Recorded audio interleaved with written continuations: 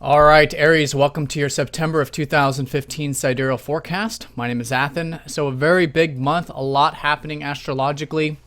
I'm going to try to cover as much as possible, at least the important stuff for you. For more information, do check your weeklies, which will have more detailed information as the weeks progress. Now, one thing I want to say too is if you are new to Sidereal Astrology, do check the description down below because your sign might be different if you're used to traditional Western astrology.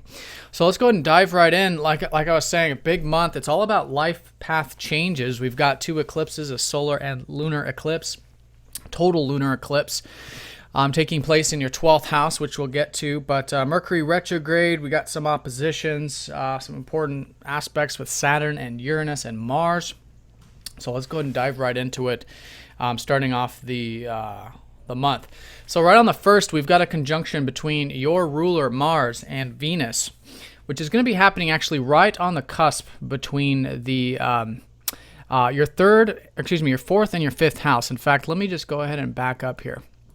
Let me go ahead and step through this one by one so you guys can see exactly what I'm talking about. So right on the first, there's that conjunction. Now, Venus is retrograde at this time, so hopefully you guys have been learning and reflecting more about relationships, more about your values, the finances, things on a material level. All of that's going to start to go direct this month around the 5th and 6th when Venus goes station direct.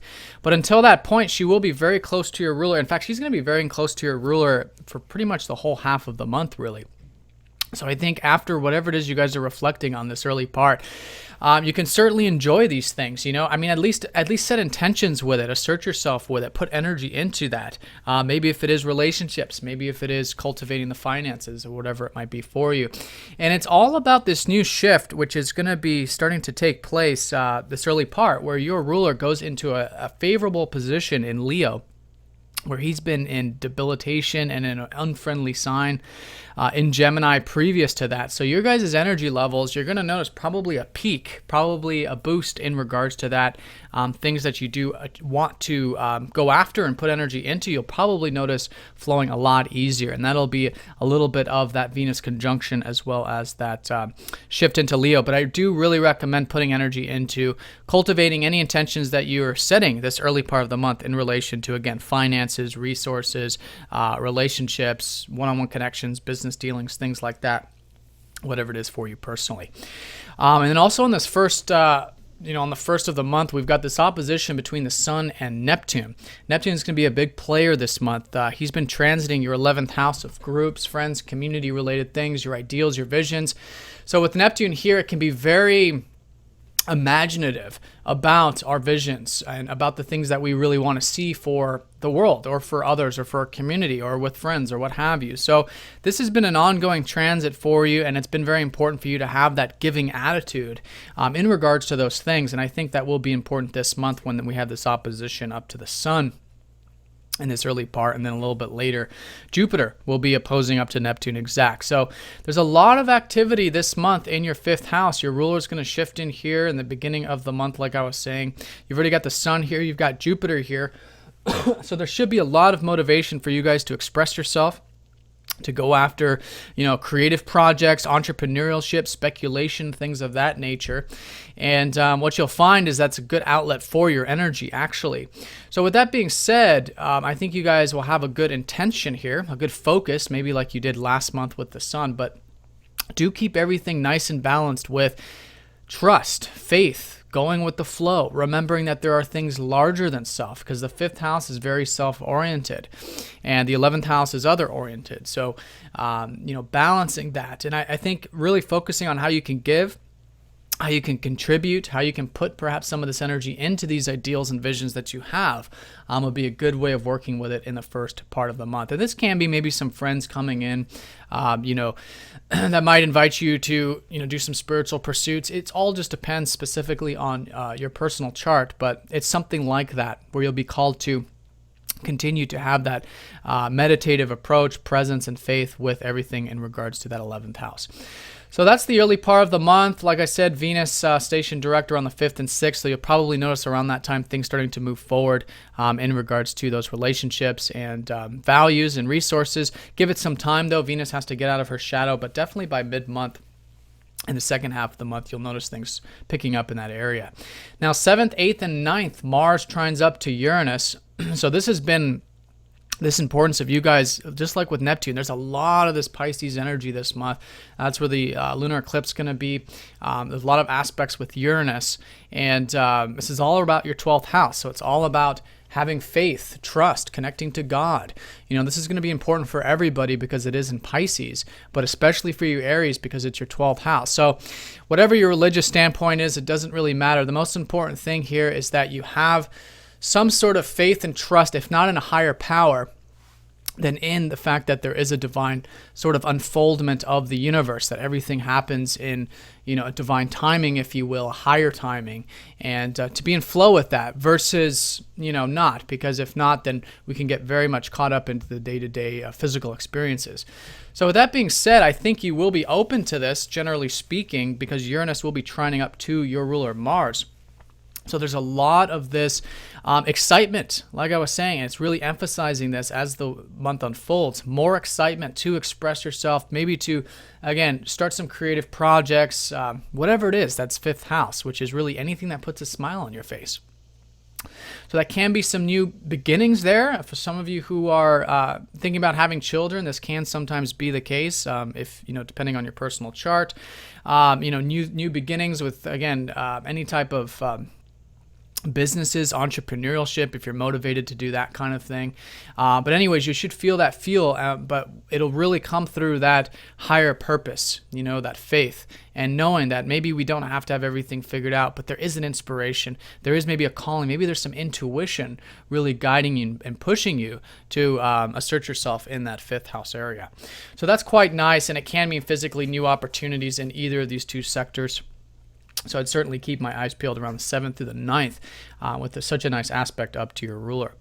Now, on the 11th through the 12th, we've got Mercury sextiling up to Venus. So Mercury is going to be going retrograde this month on the 17th. Like I'm saying, there's a lot going on.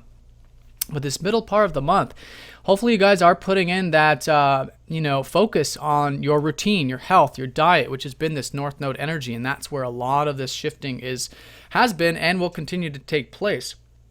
So with Mercury, it's about applying it. So if it's, I recommend the routine, but maybe it's your work, maybe it's developing your crafts, maybe it's putting energy into that, thinking about it, applying it.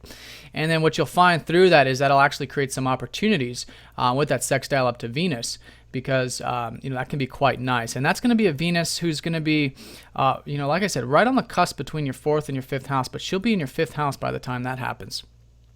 And so around this period, start to enjoy, the romance, the fun, the playful attitude if you aren't already. I mean, Venus here in the 5th house is she's in for everybody, she's in an enemy sign, but for you, the 5th house, this is about that self-expression, that enjoyment.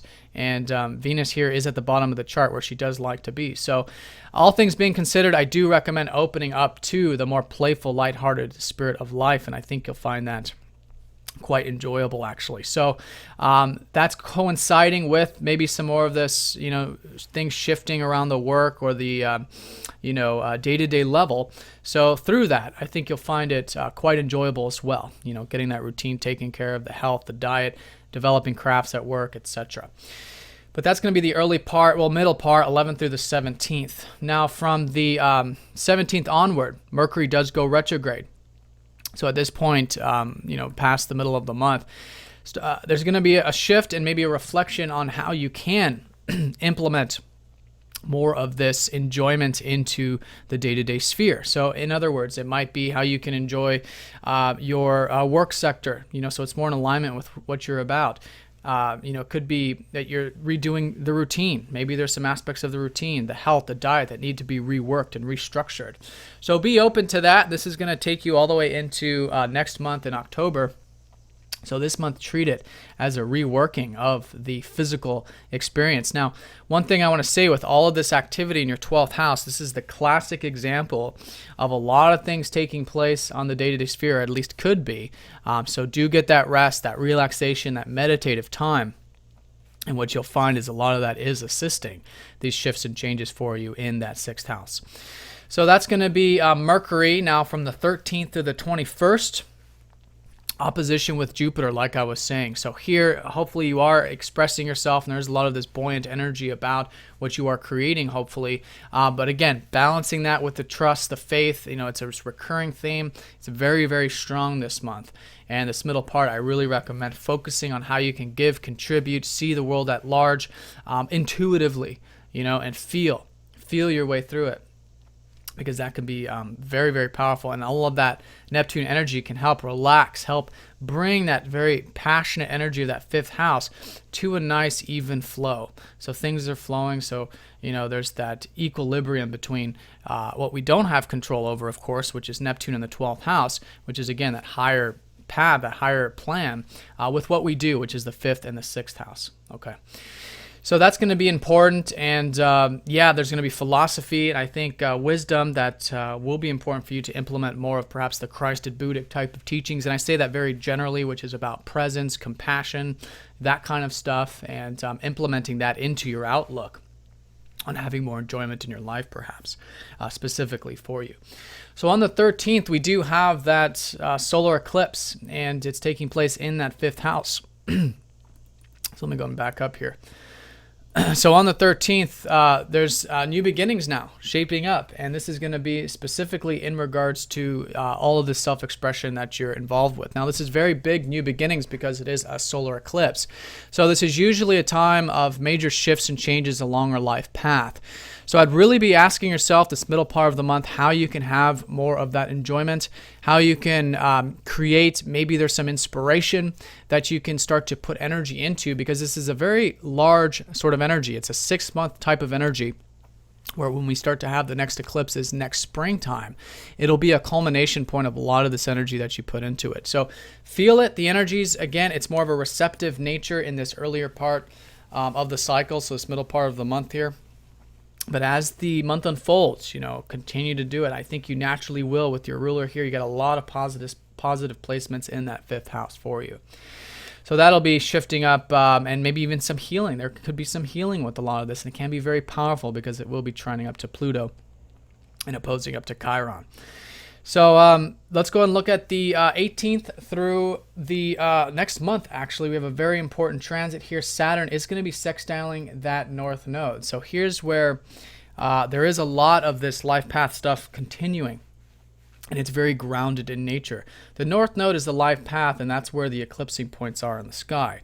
So here's Saturn in your 7th house. Hopefully you guys have been, and I think you have to a degree, each of you, putting in whatever maturity, whatever discipline, whatever long-term planning, that kind of attitude into your relationships or your business dealings, any type of one-on-one connections. And this is all types of relationships. So the more you have that grounded energy with relationships, you're going to find that assisting you along this life path this month. Now remember, the life path stuff, although it is new beginnings around the 5th, which is that passion and creativity and self-expression, this whole past 2 years has been about your health, your diet, your routine, and that's where things are going to start to shift as the month unfolds. As you can see, the sun goes into that 6th house around the same time period. So continuing with whatever it is that you're taking seriously with relationships, you can find that very supportive this month in regards to the health and routine. Now that's going to take you all the way into October, and that's going to go exact at the very end of this month on the 30th. So focusing on routine, how to put in that grounded energy there with that, I think will be a fantastic way of working with it. And it might be your crafts. It might be being of service. It might be self-improvement on other levels. Maybe it's psychological or emotional. So whatever it is for you personally, I think focusing on improvement and helping others improve will be the best advice I can give with this. Now, the 23rd all the way through the 25th, we got a few configurations. The sun is going to go ahead and conjunct over that north node, furthering new beginnings and passions, probably relating to more of the work and day-to-day sphere for you. And your ruler Mars is going to be squaring up to that Saturn. So here's where you might need to put in that extra energy where we may normally not feel like doing it, because Saturn is usually the things we don't feel like doing, but with your ruler Mars squaring up to it, it's very important that within a balanced sphere, if you're feeling any type of limitations this middle to late part of the month, take it slow. Be patient, think long term, think big picture with this. And through that, you can really apply yourself one step at a time. If you're noticing that there's roadblocks, if there's things coming up that you're unable to work through, again, it's really just testing your resilience and it's testing your patience. And I say that because we're all going through spiritual experiences, and this is a very important sort of one, especially with Mars-ruled signs. So take it slow, long term, but it can be very productive when you are easing up off the gas a little bit, at least in the Saturnian sense of taking on responsibilities, being open to it, healthy amounts of responsibilities. And you'll find you do actually get quite a bit done this month. And again, this is also in regards to not only these creative projects or new things in your 5th house, but also with relationships. This is where our assertiveness, our own ambitions, the things that are important to us, sometimes can clash in this sense with others. So this is a good time for you to be humble, to take it slow, and with relationships, to see the other person's perspective, and again, to have that maturity with the relationships. And again, it's all types of relationships, and it might be business dealings, legal matters, whatever else might be 7th house for you. So that's going to be significant. And then Pluto goes station direct. Like I said, there is a lot going on this month. The weeklies will be much more, digestible, in terms of the information. But I want to cover the most important stuff for you. So Pluto's going station direct in your 9th house. Now, this is, like I said, a life path changing month, but this is especially the case for you Aries with Pluto now going direct. All of the stuff that maybe you did reflect on in regards to life path, what life is about, your philosophy on life perhaps has been going through a restructuring over the previous 6 months. And so now all of this that you've learned about life and life path and where you're putting your energy, etc., you can start to implement. And again, it takes time, so it's a slow energy. It'll go into next month, but begin to implement a lot of the stuff that you learn about life path. Pluto, is going to be forming some nice aspects this month up to that Jupiter and this whole eclipse energy as well. So he is playing more of a benefic. He's still squaring Uranus, but this has been a very long-term energy that I've been talking about in the previous years. But the strongest is that Pluto is very supportive. So be open to life path changes, like I've been saying for you guys. Be open to seeing new philosophies. Be willing to change your philosophy and outlook on life. All of that will be very, very important. So that's the major transits. Then on the 27th through the 28th, the end of the month, we've got that total lunar eclipse, okay? And this is in that 12th house. So all of this stuff that maybe you've been gearing up towards this month with your self-expression, now this later part of the month is you should be really able to feel. I would say see, but I don't mean see intellectually, but you'll be able to feel the importance of just the overall energy of your life, and the not just your life, but all of existence, the bigger life, the bigger picture, God, the universe, everything that is larger than self. So this is a very spiritual month for you, and this is a culmination. It's been a spiritual year. You guys had a solar eclipse here in that 12th house last May, and now it's a culmination of that. So for those of you who have been applying a lot of this spiritual energy, and again, it could just mean getting that rest, it could mean being present, it could mean compassion, help, assisting others, etc. This is a culmination point. So anything you have been working on in this area, it can come to a fruition, and this can be a very spiritual time. So presence, awareness, however you see this, is a fantastic way of utilizing this later part of the month. Again, taking it easy, getting that rest, and there can be, a very illuminating spiritual energy coming for each of you personally this later part. So that's it. And then on the 30th, Mercury does conjoin up to the Sun retrograde. So here, I think more new things shifting up with the routine, and that's really where the energy is going to slowly start to be implemented as the year unfolds.